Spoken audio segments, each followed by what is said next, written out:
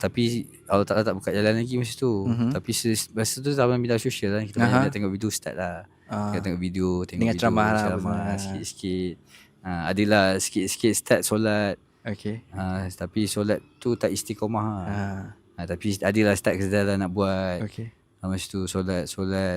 Masa tahun 2020 tu masuk office balik. Masa tahun 2019 tu first 6 month first year tu memang hidup kau punya enjoy. Lagu habis lah. Lagu habis lah. Kau tu. Terlibat. Sebab ini ada saksi ni. Terlibat. Memang okay. Kau Okay. Memang hidayat lah kau lah. Lepas tu second 6 month tu dah masuk memang hidup memang total loss lah. Aku tak masuk office apa semua yang balai aku menyendiri semua. Lepas tu tahun 2020 masuk office balik. Sebab aku dah pergi trip tu. Aku dah pergi trip Japan balik balik tu sebelum berapa hari sebelum PKP minggu kot. Lockdown. Sekejap. Aku pergi hujung bulan 2. Aku pergi hujung bulan 1.